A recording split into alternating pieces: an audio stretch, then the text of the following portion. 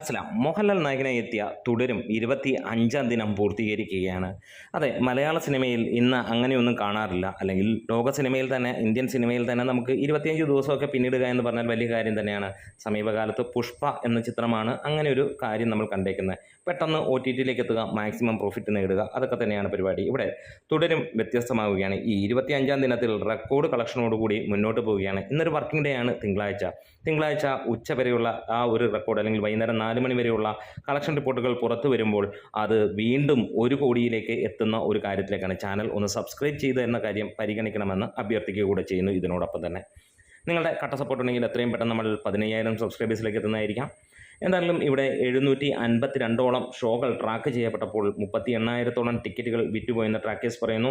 58 ലക്ഷം രൂപയാണ് ഇതുവരെ ട്രാക്ക്ഡ് കളക്ഷനിൽ വന്നിരിക്കുന്നത്. ഇന്ന് സ്വാഭാവികമായിട്ടും ഇടിവ് പ്രതീക്ഷിക്കുന്നുണ്ട്. ഇന്നലെ റെക്കോർഡ് കളക്ഷനായിരുന്നു, 2.5 കോടിക്ക് മുകളിലായിരുന്നു കേരളത്തിൽ നിന്നുള്ള ആ ഒരു കളക്ഷനെങ്കിൽ ഇന്ന് നമ്മൾ പ്രതീക്ഷിക്കുന്നത് വളരെ ഒരു കുറഞ്ഞ ഇടിവായിരിക്കും. കാരണം ഒരു തിങ്കളാഴ്ച ആയതുകൊണ്ട് തന്നെ. പക്ഷേ അതിനെ കവർ ചെയ്തുകൊണ്ട് തന്നെയാണ് സിനിമ പോകുന്നത്. അതായത് വൈകുന്നേരം 4 മണിക്ക് മുമ്പ് വരെ ലഭിച്ചിരിക്കുന്നത് 58 ലക്ഷം രൂപ. അപ്പോൾ ഈവനിങ് കാര്യങ്ങളൊക്കെ വരുമ്പോഴത്തേക്ക് നമുക്ക് ഉറപ്പിക്കാം ഒരു 80 ലക്ഷം രൂപയ്ക്ക് മുകളിൽ വരുമെന്നുള്ളത്. അങ്ങനെയാണെങ്കിൽ 1 കോടി 10 ലക്ഷം രൂപയ്ക്ക് മുകളിലായിരിക്കാം ഇന്നും കളക്ഷൻ. ഇനിയും തുടരുമാണ് ഈ ഒരു സിനിമ എന്നുള്ളത് കൊണ്ട് പറയാം. അതിൻ്റെ മുകളിലേക്ക് പോയാലും അത്ഭുതപ്പെടാനൊന്നുമില്ല, അത് സ്വാഭാവികം എന്ന് മാത്രം പറഞ്ഞു പോകാം. ഇനി കേരളത്തിൽ നിന്ന് 24 ദിനങ്ങൾ കൊണ്ട് നേടിയത് 110 കോടിയോളമാണ്. അതായത് 109 കോടി 70 ലക്ഷം രൂപയോളമാണ് സിനിമയ്ക്ക് 24 ദിനം കൊണ്ടെത്തിയത്. അതുകൊണ്ട് റൗണ്ട് ഓഫ് ചെയ്ത് 110 കോടി എന്ന് തന്നെ പറയുന്നു. റെസ്റ്റ് ഓഫ് ഇന്ത്യയിൽ നിന്ന് അതേപോലെ തന്നെ റൗണ്ട് ഓഫ് ചെയ്ത് പറയുകയാണെങ്കിൽ 20 കോടിയാണ് സിനിമ നേടിയിരിക്കുന്നത്. 19.70, അതായത് 19 കോടി 70 ലക്ഷം രൂപയാണ് സിനിമയ്ക്ക് വന്നിരിക്കുന്നത്. ഓവർസീസിൽ നിന്ന് സിനിമ 93 കോടിയും കടന്ന് മുന്നോട്ട് പോവുകയാണ്. മൊത്തം 222 കോടിയോളമാണ് സിനിമ 24 ദിനം കൊണ്ട് എത്തിയിരിക്കുന്നത്. അതായത് ഇന്നും നാളെയുമായിട്ട് സിനിമ എത്താൻ പോകുന്നത് 225 കോടിയിലേക്കായിരിക്കും എന്നുള്ളതാണ്.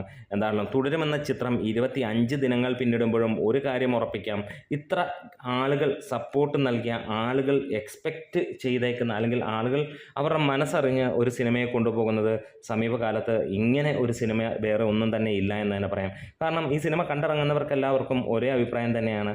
കാലങ്ങൾക്ക് ശേഷം എന്താണ് മോഹൻലാലിൽ നിന്ന് പ്രതീക്ഷിച്ചത്, അത് ലഭിക്കുന്നു. 2, ഒരു നല്ല സിനിമ എന്നുള്ളതാണ്. വലിയ സംഭവമൊന്നോ ചെറിയ സംഭവമൊന്നോ ഒന്നും ആരും പറയാം. നല്ല സിനിമ കണ്ടിരിക്കാം, ഒന്നല്ലെങ്കിൽ 2 പ്രാവശ്യം കാണാം. അതായത് റിപ്പീറ്റഡ് വാച്ചുള്ള സിനിമ തന്നെയാണ് എന്നുള്ളതാണ്. എന്താണ് മോഹൻലാലിൽ നിന്ന് കുറേ നാളുകളായി എക്സ്പെക്ട് ചെയ്യുന്നത്, അത് ലഭിക്കുന്നു എന്നുള്ളതാണ്. ഇത് കൂടാതെ ബാക്കിയുള്ള 2 ആക്ടേഴ്സ്, അവരുടെ ആ ഒരു ഇതും കൂടെ വരുമ്പോഴത്തേക്കാണ് നമുക്ക് പറയാനുള്ളത്, അവർ ഒരു ഒന്നാന്തരം സംഭവമായിട്ട് തന്നെയാണ് കൂടെ നിൽക്കുന്നത്. ഹെവി ആയിട്ട് തന്നെ അവരുടെ അഭിനയം, പ്രത്യേകിച്ച് നമുക്കറിയാം ബിനു പപ്പുവും അതേപോലെ തന്നെ അദ്ദേഹവുമായിട്ടുള്ള 2 പേരും കൊടൂരമായിട്ടുള്ള അഭിനയം തന്നെ കാഴ്ചവെക്കുന്നു. എന്തായാലും കാത്തിരിക്കുകയാണ്. നിങ്ങളുടെ കമൻസുകൾക്കും കാര്യങ്ങളുമൊക്കെ ആയിട്ട് നമ്മുടെ വീഡിയോസ് ഇഷ്ടമായ സപ്പോർട്ട് ചെയ്ത് തരാം. ലാൽസലാം.